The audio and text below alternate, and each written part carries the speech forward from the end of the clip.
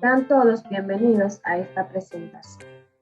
En el día de hoy les voy a mostrar la primera parte de este portal educativo, el cual ha sido creado por Natalia Rosario y yo, una fiel servidora, Berenice Aracena, con el propósito de favorecer la construcción de los aprendizajes significativos acerca de la cognición social.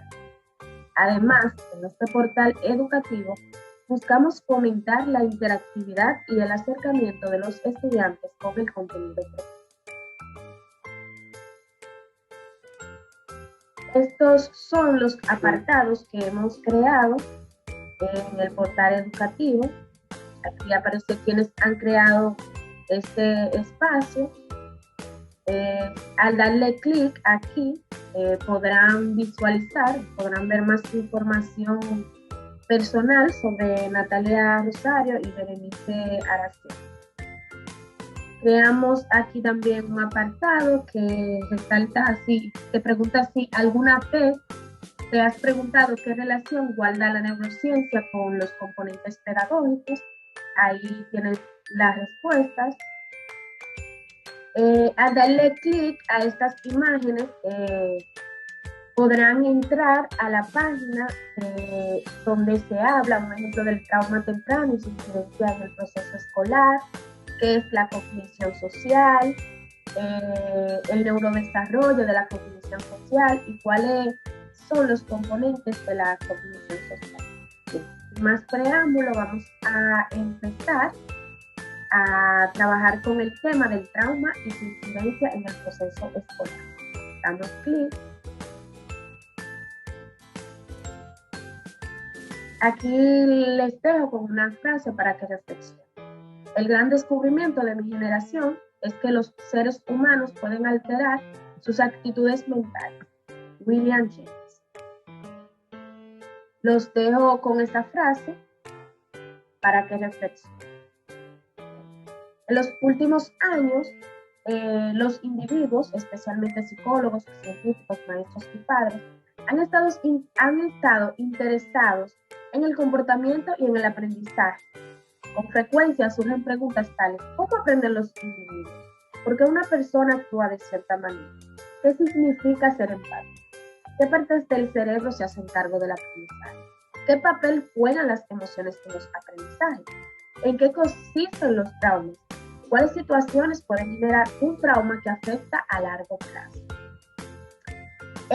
Todas las respuestas a estas interrogantes pueden obtenerse a través del estudio de la neurociencia, la cual es una especialidad científica que se dedica al estudio del sistema nervioso, particularmente el cerebro y todos sus aspectos. En efecto, las funciones neurocognitivas son muy estudiadas desde las últimas décadas, poniendo como objetivo de investigación de qué manera las utilizamos para construir nuestra neurocognición. Es por esto que se considera que estudiar el cerebro frente a desafíos cognitivos ha sido la línea tradicional de las neurociencias hasta hace pocos años. Pero, ¿qué ocurre cuando interactuamos con los demás? ¿Qué ocurre cuando nuestro cerebro interactúa con ellos? Estas son las preguntas iniciales por las cuales la neurociencia social nace. Entonces, atendiendo a estas interrogantes, vamos a iniciar con el tema, con el primer tema de este portal educativo.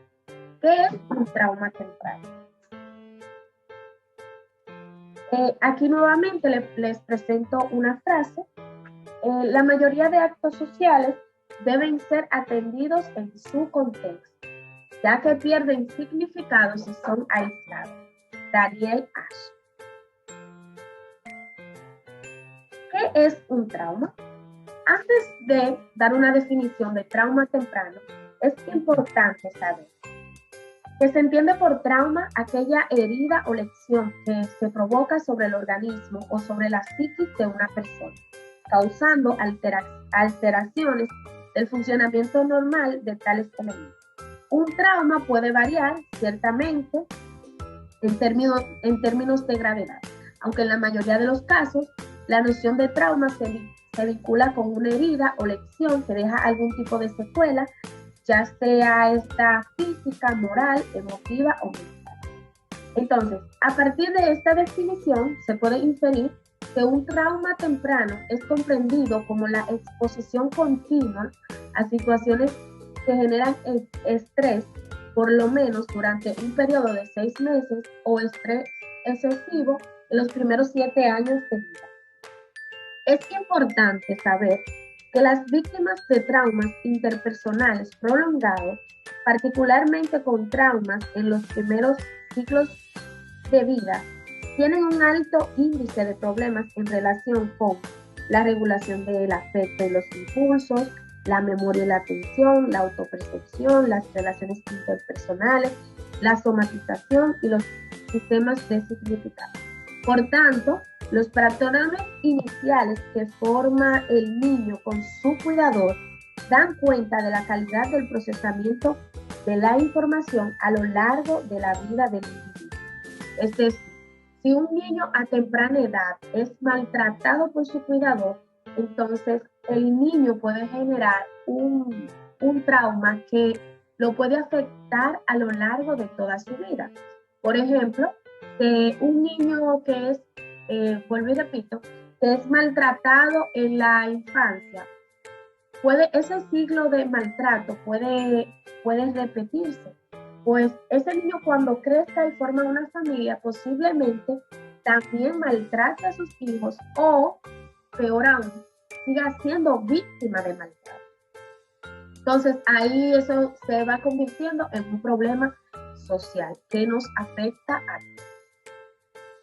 Entonces, hablando de traumas tempranos, según Jiménez 2015, las circunstancias que con mayor probabilidad dejan secuelas traumáticas en los niños y niñas que las atraviesan son, en cuanto a la familia, una dinámica familiar disfuncional, violencia familiar, como mencioné con anterioridad, negligencia, exigencia, aislamiento, abusos físicos, psicológicos y sexuales, enfermedad propia de un familiar cercano, muerte de algún miembro de la familia, patologías mentales de algún miembro de la familia, trauma temprano de los progenitores, divorcio.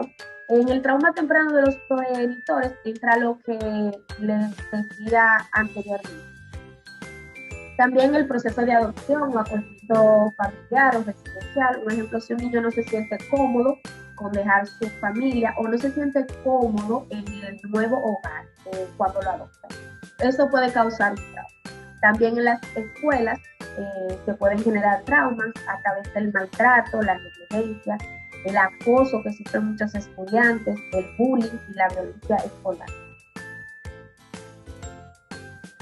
En cuanto al deporte, deporte de alta competición, abuso físico, psicológico y mental dentro del contexto educativo, estas son algunas de las causas de los traumas tempranos.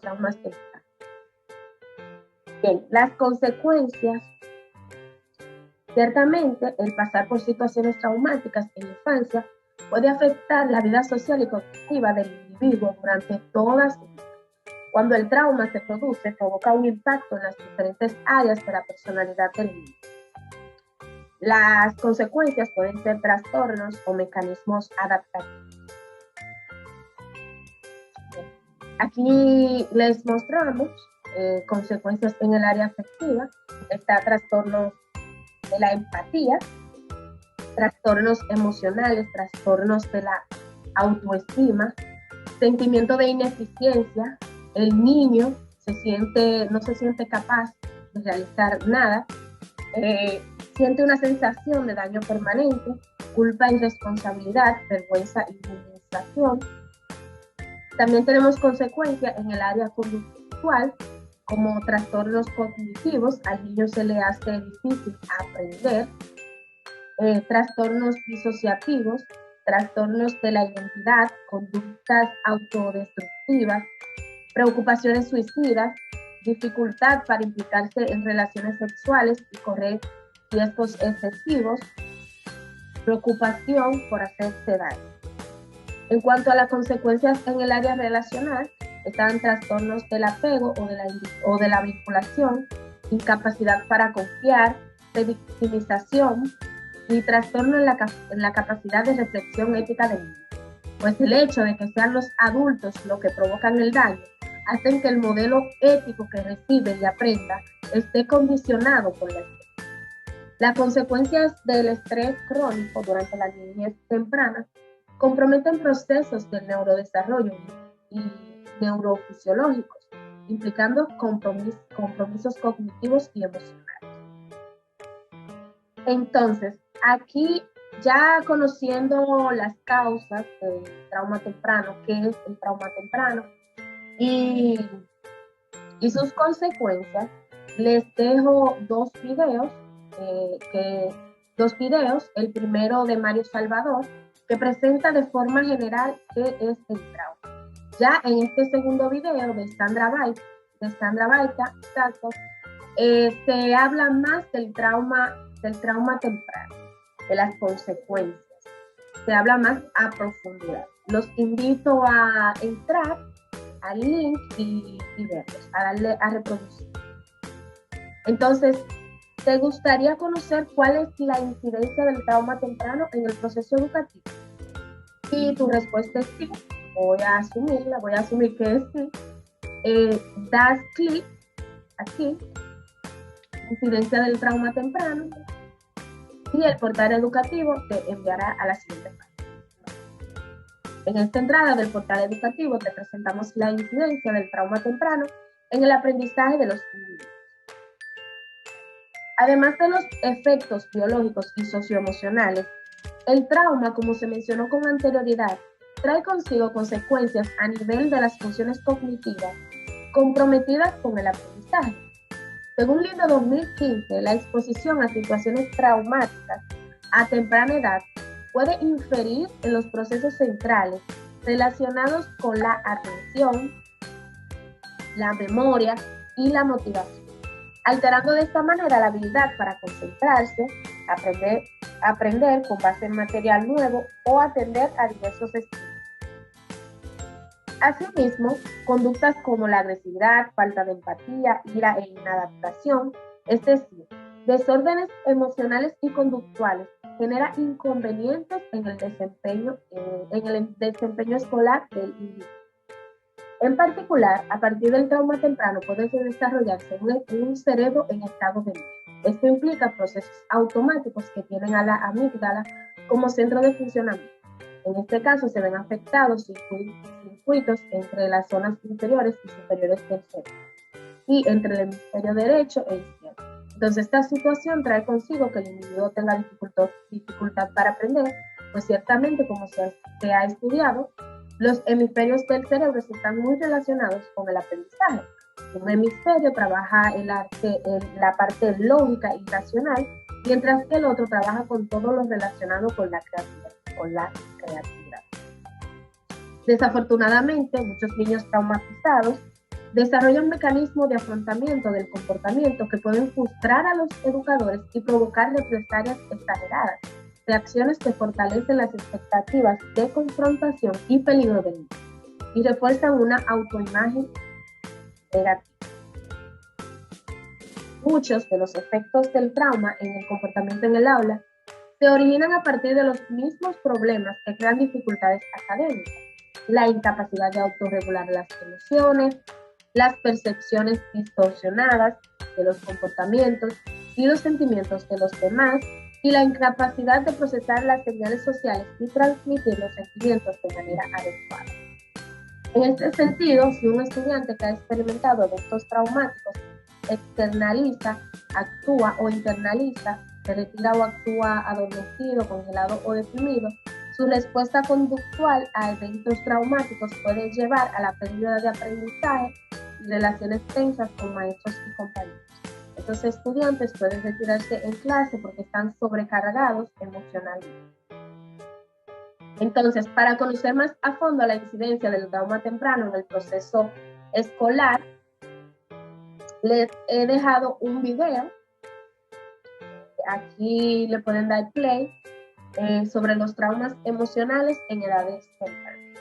sea, cómo afectan los traumas emocionales, los traumas tempranos, a el aprendizaje de los niños. Entonces, esta es una parte del portafolio educativo. Lo siguiente, ¿qué es la cognición social? Damos clic aquí. Al igual que en las páginas anteriores, en esta les presento una frase, un pensamiento de Albert Bandura. Dice: afortunadamente la mayoría de conductas humanas son aprendidas mediante la observación a través del modelado de ellas. Entonces, ¿qué es la cognición? ¿Qué es la cognición social? Según Valdivieso 2010, la cognición social se refiere al conjunto de procesos u operaciones mentales que subyacen a las interacciones sociales. Mediante estas operaciones conseguimos percibir, interpretar, analizar, recordar y generar respuesta ante las intenciones, emociones y comportamientos de otras personas. Esto de la cognición social está muy relacionado con la empatía y la teoría de la mente. Entonces, implica una clara referencia a cómo pensar. La cognición social es la forma en que gestionamos la información social que percibimos y experimentamos cada día, que a su vez guía nuestro pensamiento y conductas en las interacciones sociales. Es un proceso de aprendizaje continuo. La información es captada por nuestro sentido, interpretada y entendida. Bien, ¿cuál es la importancia de la cognición social? Cuando interactuamos con los demás, conocer lo que otras personas piensan o sienten constituye una enorme ventaja para desenvolvernos correctamente y para crear vínculos que favorezcan nuestro bienestar y supervivencia. Gracias a un buen funcionamiento de la cognición social, somos capaces de intuir si en una situación determinada una persona se ha sentido triste o alegre, ponernos en su lugar, saber si le hemos molestado, si se siente atraída y anticipar qué puede estar pensando o cómo reacciona ante algo que queremos decir o hacer. Por el contrario, los déficits en la cognición social pueden ser un ingrediente clave en las relaciones interpersonales precarias o en casos más graves, en un deterioro global del funcionamiento social. Aquí, al igual que en los demás temas, les dejo un video que les explica más a profundidad el tema sobre la cognición social. Esto ha sido todo de mi parte para continuar estudiando el tema, que es bastante interesante, pues a continuación se hablará sobre los componentes de la cognición social. Los dejo con mi compañera Natalia Rosario, quien les estará explicando los componentes de la cognición social y otros temas que resultan muy interesantes. Bien, ahora vamos a hablar acerca de lo que es el neurodesarrollo de la cognición social. En este apartado de nuestro portal educativo, lo primero que hemos decidido colocar es una frase alusiva al tema, la cual dice que la biología te da un cerebro y la vida la convierte en una mente. Esta frase la dice Jeffrey Eugenides. Colocamos una imagen alusiva al tema y ahora exponemos las ideas relacionadas con el mismo. Desde que nosotros nacemos, poseemos la capacidad de interpretar y entender los diferentes estímulos que nos comunican los agentes de nuestro entorno, dígase nuestros padres o cualquier otro elemento de la naturaleza a nuestro alrededor. Autores como Johnson, 2005, exponen que el recién nacido cuenta con la sorprendente capacidad de percibir los agentes sociales. Esto gracias a la intervención del surco temporal superior, que da la capacidad de imitar, asociada a dos regiones cerebrales que ya conocemos, la región cerebral prefrontal y la parietal. Y además también cuenta con la capacidad de afiliación mutua, gracias al sistema transmisor de lo que es la oxitocina. Diversas investigaciones también afirman que desde que el individuo se encuentra en el vientre de la madre, éste puede percibir los signos y elementos de comunicación que los progenitores emplean, ya sea cantarle, ponerle cualquier canción, hablarle, este tipo de estímulos, el bebé es capaz de percibir. Increíblemente, estas habilidades sociales se desarrollan y evolucionan a lo largo de toda la vida del individuo, desde que éste nace hasta que ya éste llega a la etapa de la adultez y la vejez. Asimismo, se debe otorgar gran relevancia al apego entre la madre y el recién nacido, porque de esta forma el bebé o la persona es capaz de desarrollar funciones sociales y emocionales de manera normal y adecuada. Estas funciones son necesarias para el buen desenvolvimiento del individuo en su entorno. Más adelante veremos por qué. Luego colocamos algunas imágenes alusivas al tema. Aquí pueden ustedes observarla. Y ahora hablamos un poco acerca de lo que es un desarrollo atípico.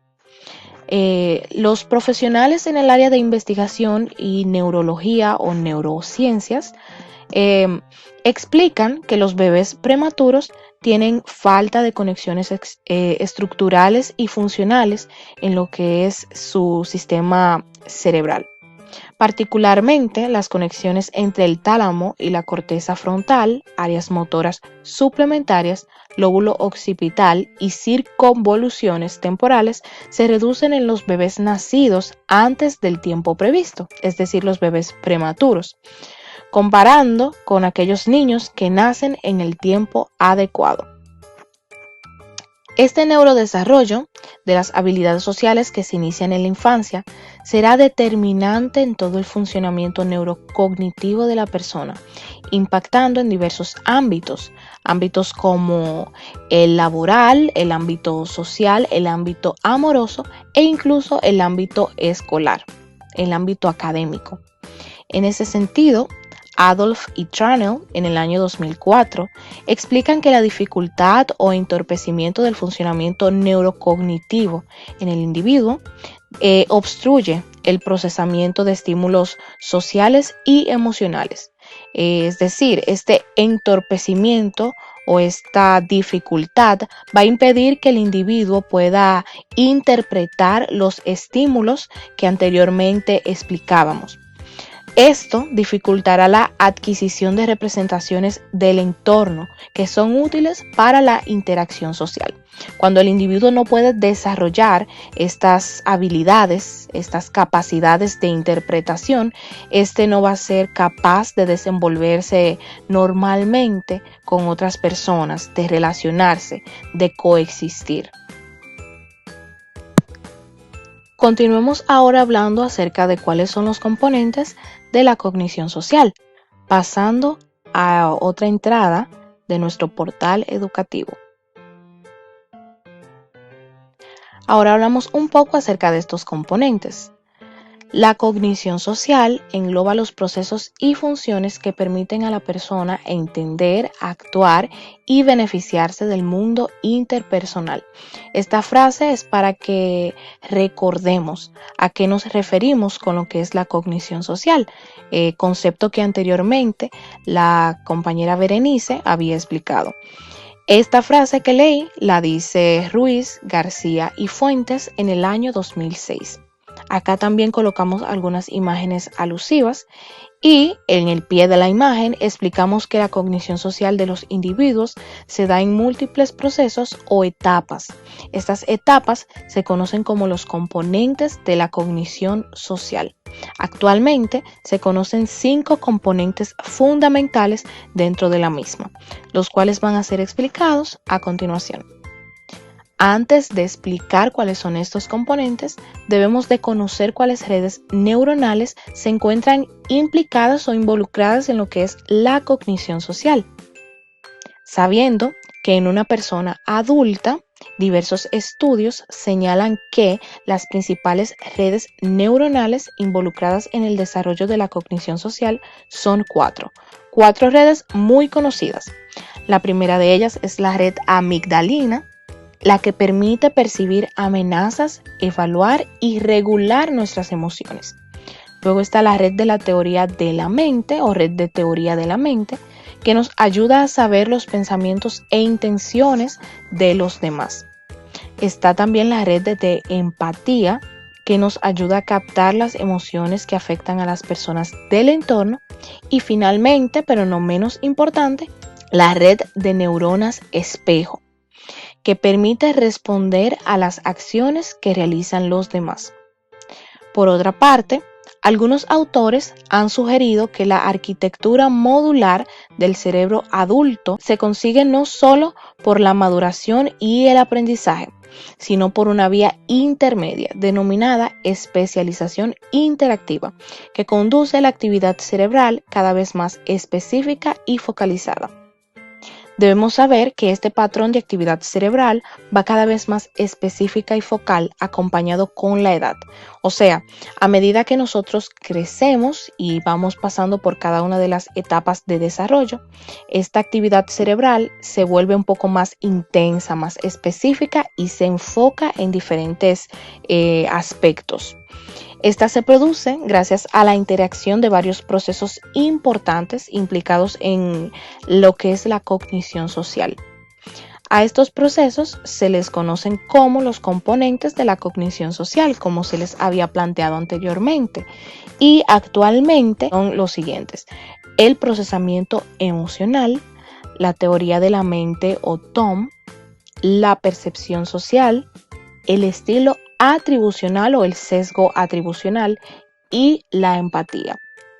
Entonces, queremos saber cómo se definen cada uno de los siguientes componentes o cada uno de los componentes que mencionamos. Para ello, vamos a dar clic en el siguiente botón. En esta entrada del portal educativo, hemos definido cada uno de los componentes de la cognición social. Ponemos una imagen alusiva, al igual que en otras entradas, y definimos el primer componente, el procesamiento emocional. El procesamiento emocional se refiere a todos esos procesos neurocognitivos involucrados en lo que es la percepción, comprensión, regulación emocional y la habilidad de su uso que permita generar una conducta social. La evaluación del procesamiento emocional se centra más en lo que son la percepción de las emociones a través de las diferentes facciones del rostro y los gestos que nosotros realizamos. Existen pautas universales para la expresión facial de las emociones básicas, pero también se ha planteado que la expresión de las emociones puede variar en función de lo que son las costumbres, normas y las creencias sociales. Esto no es necesariamente contradictorio, ya que las emociones básicas surgen ante los mismos estímulos y cursan con expresiones similares. Entonces, el procesamiento emocional trata de aquellos procesos que se dan en nuestra mente para nosotros poder comprender qué nos quiere decir nuestro prójimo, qué quiere decir una persona cercana a través de los diferentes gestos faciales o de los diferentes rasgos de su rostro. Adicional a la información que hemos colgado aquí, también hemos colocado un video en YouTube donde se explica de manera breve y clara lo que es el proceso emocional. En segundo lugar, tenemos lo que es la teoría de la mente o TOM. Este término fue propuesto por Premark y Woodruff en 1978 y no se refiere a más que la habilidad de explicar y predecir el comportamiento de otras personas mediante lo que es la atribución de estados mentales independientes al de ello. TOM nos permite reconocer qué estados mentales, creencias, intenciones y deseos del otro son claves para que podamos comprender su comportamiento. Aquí hay cierto nivel de empatía envuelto. Desde el punto de vista social, su importancia radica en que permite explicarnos y predecir cuáles son las intenciones y deseos del otro hacia nosotros. Cuanto más desarrollada tengamos esta habilidad, será más fácil sobrevivir en grupos sociales, ya que vamos a ser capaces de comprender sus representaciones. Acá pueden ustedes observar una imagen alusiva y también hemos colocado un dato curioso. Ese dato curioso explica que la teoría de la mente se puede dividir en dos ramificaciones: la teoría de la mente afectiva y la teoría de la mente cognitiva. La primera es la capacidad de inferir las creencias y las intenciones de los otros, mientras que la segunda es la capacidad de inferir los estados emocionales de los demás. Es decir, es relacionado o relativo con lo que es la empatía hacia el prójimo, hacia el otro. Continuando con los componentes de la cognición social, ahora tenemos lo que es la percepción social. La percepción social se concibe como una habilidad para valorar reglas, roles y el contexto social en el que nos desenvolvemos. Para poder valorar estos elementos, hay que dirigir la atención hacia las señales sociales claves que permiten ubicarnos e interpretar adecuadamente una situación social determinada. Este es el tipo de percepción que requiere leer entre líneas, básicamente. Existen dos etapas principales en la percepción social. Número 1, la identificación rápida de la conducta. Y número 2, la decisión de si la conducta es adecuada o inadecuada y la influencia de estos factores en diferentes situaciones. La segunda etapa es la más difícil, ya que se necesita de una evaluación rápida, de hacer inferencias, de compararlas con experiencias anteriores y atribuirle un valor. Entonces, por esto es que muchos profesionales establecen que la decisión de si la conducta es adecuada o no es una de las etapas más difíciles en el proceso de lo que es la percepción social. Adicional al contenido teórico, hemos también colgado acá un pequeño video de YouTube en el cual se explica el tema de la percepción social de forma precisa. Ahora tenemos lo que es el estilo o sesgo atribucional. Colocamos una imagen alusiva al tema y establecemos que el estilo o sesgo atribucional se refiere a las aplicaciones que el individuo le atribuye a las causas de los resultados, ya sean positivos o negativos. De esta manera, el individuo le otorga un significado a lo que sucede. Debemos destacar que el estilo atribucional puede estar exacerbado, distorsionado o ser selectivo en los aspectos hostiles o amenazantes de los demás. También otro estilo se observa en individuos que saltan a conclusiones en forma precipitada, sin buscar, sin evaluar, sin comparar, sin discriminar las evidencias para corroborar su conclusión, para verificar la conclusión a las que estos llegan de forma precipitada. Esto ocurre en algunos pacientes esquizofrénicos, de acuerdo con algunos resultados e investigaciones realizadas en cuanto al tema. Finalmente, hablamos acerca de lo que es la empatía. La empatía es uno de los componentes también de la cognición social y, entre tantas definiciones, la que se recoge principalmente es que la empatía se concibe como la comprensión de los sentimientos de otra persona o como una respuesta afectiva más apropiada a la situación del otro que a la propia, que a la de uno mismo. Así definida, la empatía influye otros tipos de conceptos relacionados como el contagio emocional, la simpatía y la forma de perspectiva cognitiva. Estas definiciones nos permiten estudiar lo que es la empatía en su dimensión más esencial, la de la afectiva compartida. También hemos colocado aquí un video explicativo en donde se habla de qué es la empatía y cómo se desarrolla la misma en el ser humano de forma resumida. En vista de todas las ideas, de todas las conclusiones, de toda la teoría que hemos compartido con ustedes, ahora les vamos a explicar a cuáles conclusiones hemos llegado realizando toda esta investigación y exploración en cuanto a la cognición social. Nuestras reflexiones en torno a la temática trabajada apuntan a que la cognición social es como pensamos acerca de quienes nos rodean, es decir, por medio de la cognición social, nosotros podemos entender las emociones, los pensamientos y las conductas sociales que presentan las personas con las que nosotros convivimos, con las que coexistimos.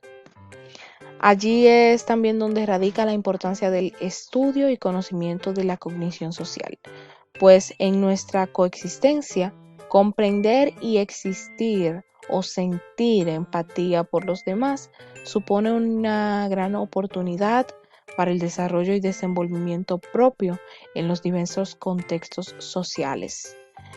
Cuando nosotros sentimos empatía por los demás, nosotros vamos a ser mejores personas y vamos a tener una mejor convivencia en donde sea que nosotros estemos. Hemos añadido varias imágenes relacionadas con el tema. Entonces, contextualizando toda la teoría trabajada en este portal educativo, ya al plano educativo, es importante que todos los actores involucrados en el proceso de enseñanza-aprendizaje identifiquen, estudien y sobre todo comprendan la importancia de las teorías cognitivas y sus implicaciones en lo que son los procesos formativos, educativos o bien pedagógicos. ¿Por qué esto? Pues porque por medio de las teorías que sostienen la cognición social, los docentes podremos superar situaciones problemáticas usuales que surgen en las aulas. Situaciones como, por ejemplo, las dificultades de aprendizaje, los problemas de adaptación que presentan algunos estudiantes o el déficit de atención hacia los aspectos trabajados en la clase. Esto evita que el estudiante se vea afectado social, académica y personalmente, lo cual es muy importante. Además, resulta trascendental que los maestros posean al menos los conocimientos básicos relacionados con la cognición social, sus teorías básicas y los procesos que ésta involucra. No para diagnosticar al alumno, ni para tratarlo, sino para referirlo al psicólogo de ser necesario, referirlo a manos profesionales. Es ahí donde está la importancia de la cognición social, evidentemente, porque un maestro puede detectar señales de comportamientos anormales en sus alumnos con solo observar sus ademanes, cómo es su relación con los demás, entre otros signos más. Entonces continuamos con las imágenes alusivas al tema y en resumidas cuentas, todos los tópicos manejados en este portal educativo, desde el trauma temprano hasta los componentes principales de la cognición social, constituyen una guía clave para la mejoría a nivel pedagógico de quienes son educadores.